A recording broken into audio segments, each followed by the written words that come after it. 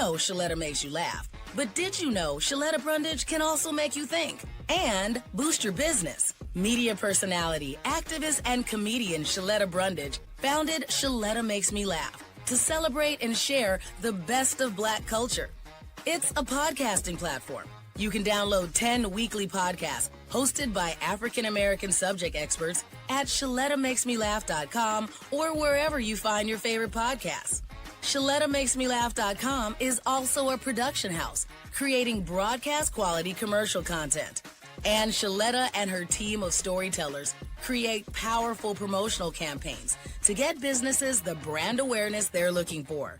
Some of Minnesota's top businesses trust Shaletta, and you can too.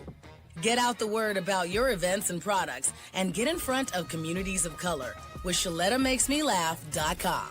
She's got the power to help your business. It's time to knock some things off your bucket list. First up, travel the world. If you've always wanted to visit Hong Kong or vacation in the Swiss Alps and wondered what it was like, well, Jeanette, Evette, and Tina got the scoop for you. These jet-setting divas are always at some fun and exotic place experiencing the best of what life has to offer. And each week, they'll tell you all about it. These ladies are always high-flying loads of fun. Hey, I'm Jeanette. And I'm Evette. And I'm Tina, and we are the jet-setting divas. Hey, ladies, what's going on in the world of travel? Well, you know, we're in February now, and it is Black History Month. Yeah. Woo!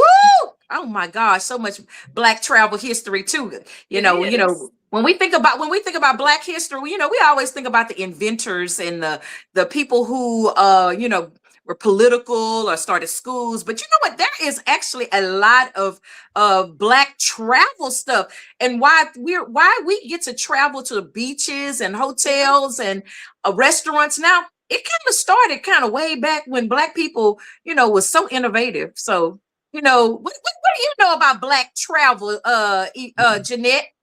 One thing that I saw that was really interesting was that one thing that we don't have to go through now.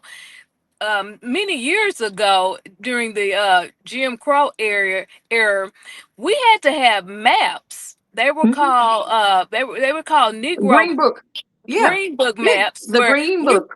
We were told what hotels we could go to, what restaurants we could go to, and I mean I've even heard about those sundown towns. Sundowns. Where you don't want to be in these certain towns. You don't want to go there, or even I even have seen that in places now where there's a lady. She's a single traveler. And I know it was even worse back in the olden times. You would travel, and you couldn't hardly go places because it wasn't safe. What do you think about that event? How could we travel now if we wouldn't even be safe? You know what?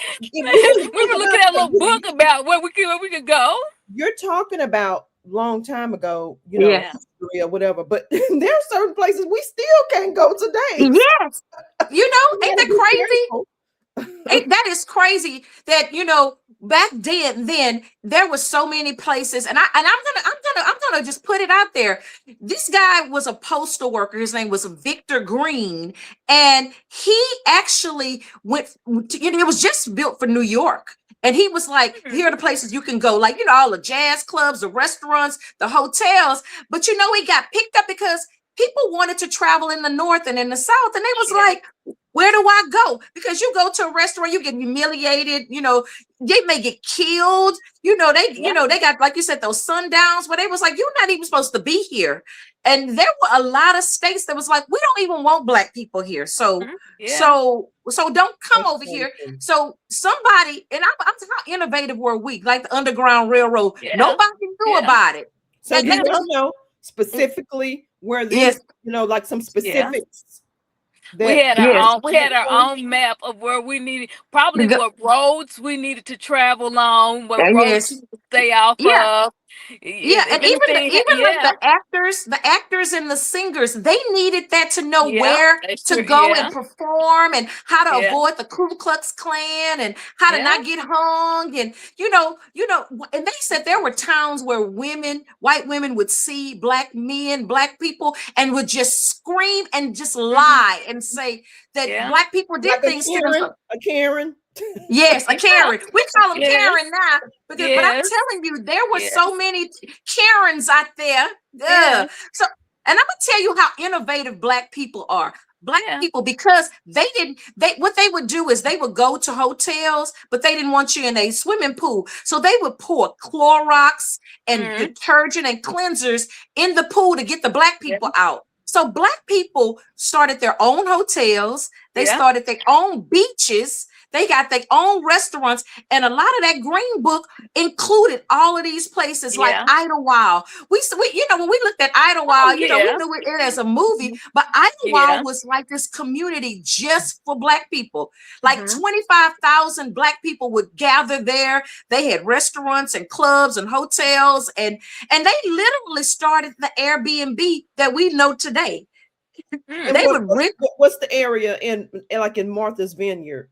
Yes, yeah, like Martha's That's where Vineyard it's area. at. Yeah. Mm-hmm. Yeah, they got area beaches. Martha's Vineyard. Yeah. Yes. I don't know the name of it, but they're that Martha's Vineyard. But it's kind of like, I know they always have the art festival there every year. But We'll have to talk it about is that on our next show, Evette. We'll have to give the information about that area, Black area, Martha's Vineyard. Inkwell? Yeah. Inkwell. Okay. Inkwell. Okay. Yeah. Inkwell. Okay. Yeah, and you know what? And you know what? It makes you want to go back and look at those in Martha's movies Vineyard again. for Blacks. Go look at the it movies does. again, Yeah. because Idlewild and Inkwell, the Green Book, Oak Bluffs. huh? Oh, The Bluffs. Okay. Oak Bluff. We got to go back and look at all of these things because they didn't want us to travel there, but so we created our own. Yeah. You know, we already know about Oklahoma and you know all of the places that they burned down because they didn't want to see us successful doing it. But Yeah. I think that's a good travel idea. We should go to those places where Absolutely. it all began. Yes, that's where we should go. And Ask questions. Yes. Research. Yeah. and there's so much history in Oklahoma that we could go to. There is a and it's on our Facebook page, Tina. You posted it this week. Posted in the past week. There's a Black Cowboys Museum in Oklahoma City. It's less than 3 hours here from Dallas that we could go to. There's one in Fort Worth. Yeah. There is one right there in Fort Worth. Yes, you could go to one in Fort Worth. They are actually doing tours, and it is a Black History Tour Museum. Yeah. And right there in Fort Worth, and I'm like, I'm what right was here. It? And I just read about it. It's called Soul. Yeah, it's like a soul tour. Soul yeah, you posted it is something called Soul Tour. It's a soul tour. It's on our Facebook page. Yes, go to our Facebook page because I think we have been, just kind of calling out some of these places that we really need to go out and actually experience. I would love to go, like even the hotel where Dr. Martin Luther King I did go to that hotel. In Birmingham. That owner, he died. He was worth $40 million. He was able to sell that hotel, and I think, and and it was, and he was the one who would get Martin Luther King out of jail because he had created a whole hotel in Birmingham, Alabama, just so that he could, so Black people can have a place to go. So I was like, in Birmingham, Alabama, you was either staying at somebody's house or you had to find your own hotel. So go figure that you would really, it was so innovative that Black people say, hey, if you don't want us at your hotel, at your restaurant, we're going to create our own. Come on over here. Yeah. Yeah. So I think we have such a rich history of travel. And then another thing that I saw about was a lady, Bessie Springfield. She was riding a motorcycle. She rode the motorcycle all the way across the United States 6 or 7 times. Just riding the motorcycle. She loved to travel, and she even used it for a job during World War II. She would use it to take mail back and forth for the troops. So she used it as she made money off of it. So we always wonder how to make money off of travel. She used that motorcycle and made her some money. Yeah. And I think the most interesting find was in our passport. there is one black woman who was like an engineer. If you go in your passport, her quote is in our passport. Wow. Okay. Like on the outer, on one of the out pages where they stamp. They have people like the presidents. They have all these academias that are there, but there is only one. I think Martin Luther King may also be in there, but there is a quote from a black woman in our passport. Go check it out. You got to go to our page and see all the wonderful travel history. I'm excited to talk about it. We're gonna keep this going, girls. We gotta talk about this because they got some stuff. We gotta talk about the astronauts, we gotta talk about the pilots, we gotta talk about, they even had people hot air balloons. I mean, they have created so many things that we enjoy today, and they have gone out and they have created it on their own because nobody else wanted us to. What's that? Let me see. I gotta put on my glasses for this. Okay. It's a coin, but I thought it had black. You got this coin too, Jeanette. Okay, I got it at home. Mama Dorothy gave us these. Yes. I'm okay. Who it is, but it's a black coin. Okay. See, I'm telling y'all, we have to really, really kind of, and I think that's a good goal. We own coins and everything. Yeah, I'm telling we have to go in and we really need to look at all of the things that we've actually done. Yeah. Yeah, we have done some things, even going to all of the black wineries and going to the black restaurants that we patronize. You know what? But it is so rich in our history that, we need to go back and kind of just really, really, support them, because what I did also find was a lot of them went out of business. So soon as black people were able to start going into regular hotels and regular restaurants, then their businesses died. Nobody wanted to go to the black establishment because they were able to go to. Unfortunate, which is so unfortunate. And it's unfortunate. But there are still some hotels and still some restaurants from way back during the Jim Crow era that are still thriving, and they need us. Yes, and there is a black-owned hotel in Houston. Houston. Okay. What is the black-owned hotel in Houston? Yes. You got to look. What's the name? I don't remember the name of it, but I know it's like downtown. I keep wanting to call it the Derrick Hotel, but it's not the Derrick. It's a different one. It's a different hotel down in Houston. Wonder Stay Boutique Hotel. Yes. Wonder Stay Boutique Hotel. Okay. We gotta go check it. We gotta go stay there. Yeah. Because I'm telling you, but when we go back to Houston, we gotta at least go over there and visit. Yeah, let's go have a cocktail or something like that. Because I think it's somewhere near Victory Park. So we definitely got to go check it out. It's in the central part of Houston, like close to downtown, midtown, somewhere museum area. It's like in that area.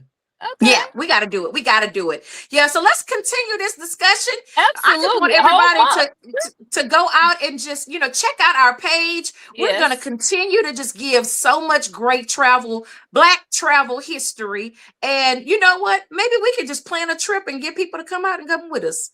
Maybe so. Hey, the rodeo is coming. The rodeo is coming. We got we got the Black Heritage Day at the rodeo. We're gonna be there for Heritage. We're doing the Galentine's next week. So if you're not doing anything in the Dallas-Fort Worth area, we're gonna be at Fogo de Chao next Friday is it the 13th that we're gonna 13th? We're gonna be at 13th at 7 p.m. Ladies, wear your pink, wear your red, wear your flowers. Just come, or whatever you want to. Just come and celebrate. All righty, I'm gonna be there. Well, ladies, I'm Jeanette. And I'm Evette. And I'm Tina. And we are the Jet Setting Divas. Tune in next Thursday when the Jet Setting Divas will tell you about another fun destination spot that you'll want to visit. For more on their excursions, log on to ShalettaMakesMeLaugh.com. Want to own a home, especially your first? Well then, welcome home to the Old National Bank Down Payment Assistance Program. We're here to help you from start to finish and make getting a mortgage a little easier. Plus, you may be eligible for up to $15,000 to use toward your down payment. How's that for a little easier? Everyone deserves a place to call home and a bank to help get them there. Connect with an Old National mortgage lender to learn more. Old National Bank. get old in your new home. When she walked in on her first day at Doherty Family College at the University of St. Thomas, she didn't know a soul. I'm Zion, and I'm a second year at DFC. A year later, and so many changes for Zion. I love my friends here. I couldn't do anything without them. We support each other all the time. At Doherty Family College, Zion also finds support on the academic side. Like all DFC students, Zion can count on a team committed to her success. Doherty Family College is Minnesota's affordable private college option. DFC students earn their associate's degree and then can transition to a 4-year college or university for their bachelor's. Many are students of color or first in their family to go to college. It's nice to see people that look like you pursuing an education, you know, wanting to succeed academically. Zion encourages any high school student looking for a college home to do what she did and apply to Doherty Family College. All the support you could need is here. Ready to make your move and experience Doherty Family College for yourself? Then schedule your visit to the Minneapolis campus at dfc.stthomas.edu/visit. Hey, it's your girl Shaletta. Are you over there running low on your insulin supply and worried how you're going to pay for it? Minnesota's Insulin Safety Net programs got you covered. If you have less than a 7-day supply of insulin, you can get a 30-day refill for just $35 at any Minnesota pharmacy. Go to mninsulin.org today, print out the application, complete the form, and just take it in to your pharmacy. Go to mninsulin.org.